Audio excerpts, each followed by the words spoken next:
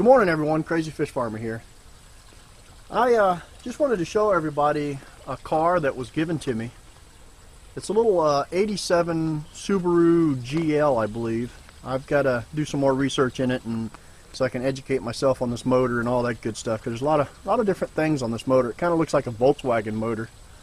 The cylinders are kind of sideways instead of up in a V. But anyhow, it was given to me.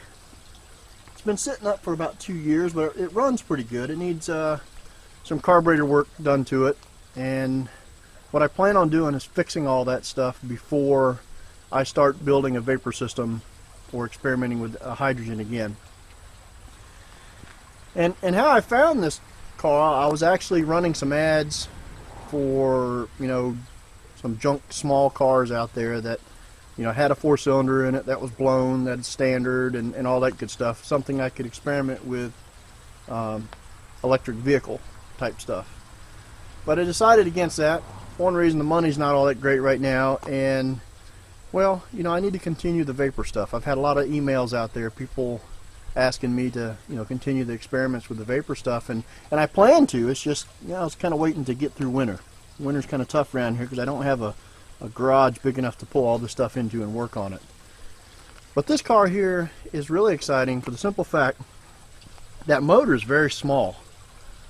I mean, what you see right there, probably the motor's probably 1.5 feet wide, if that, and then it's long across the front of the car. So it's a very small little 4-cylinder. It reminds me of a Volkswagen motor or an airplane motor type situation.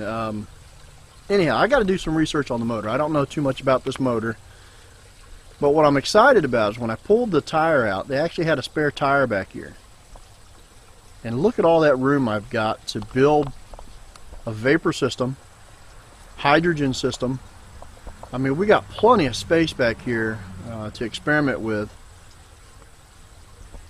But ultimately, what I'm going to do with this is get it running good, get the carburetor straightened out, tear the carburetor off of it, rebuild it, get it running smooth, tune it up, and then do some road tests with it just to see what kind of gas mileage we get out of it right now. You know, like I said, this is something I can drive around in and, you know, really put it to the test. Now, as far as the vapor system goes, I've got some really good ideas. I've done quite a bit of research, and from all my experiments and all the emails that I've gotten from everybody out there, even some plans. People have drawn some plans for me, and from all that, I've got some really good ideas that I think are going to work really good, and I'll go over that in some more videos. But I'm not going to give up on the 66 Chevrolet truck. The reason I'd rather jump on this is because this is ready to go on the road. The 66 Chevrolet truck needs a lot of work to get it to that point where I can actually drive it on the road. But I'm still going to play with that, and you'll see me jumping in between these two vehicles with the vapor system, because the 66 Chevrolet truck will allow me to get a little closer and do some different experiments. That's ultimately what this is about. And yeah, at least this car here will allow me to get on the road and do some really good road tests.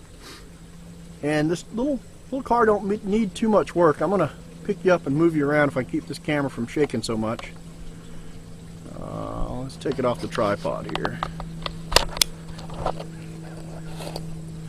Alright, the only bad thing about this little camera is it doesn't control the shakiness all that much, so it's kind of shaky whenever you move it. But this car is ultimately in really good shape. It's got 140,000 miles on it. I mean, even if I didn't do anything to the vapor system, I'm not quite sure what the mileage, the gas mileage on this is, but it's got to be pretty good. Yeah, it's a Subaru GL.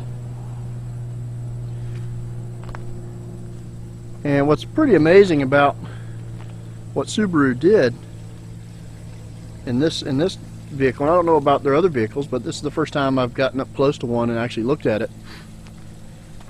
It's front-wheel drive, but then it's four-wheel drive. When you hit the button in there, it's got a really cool rear end in it that turns it into four-wheel drive once you press the button. So instead of going front-wheel drive or four-wheel drive by using the front wheels, it's using the back wheels to go into four-wheel drive. I don't know, it's just a little backwards from what I'm used to, but I thought it was kind of neat. So there you go. Get you up a little closer to everything. And like I said, I've got to learn this stuff. I got to figure out what's going on with this motor. Got a lot of different things on it that I'm not quite familiar with. Most of it's pretty standard. Now I did replace the alternator. I lucked up and found one around here that actually worked. The alternator that was in it was just toast. The only thing I had to do is change the connector on it, but same alternator, same bracket system and everything, so kind of lucked up on that. The alternator's been bad for a while. I think it's hurt the battery, but that's okay. I've got another battery around here. But overall, this is going to be a really good vehicle to experiment with. I've just got to patch it up, get it right, get it on the road, give it some road tests, and then start designing and building a vapor system for it, and then do some more experimenting. Well, that's it for now. Please leave your comments. If anybody out there knows anything about this little car, definitely want to hear it, because I'm going to have to get a manual on it to just kind of learn what's going on in this car. But there you go, just an update, and we'll see you next time. Take care.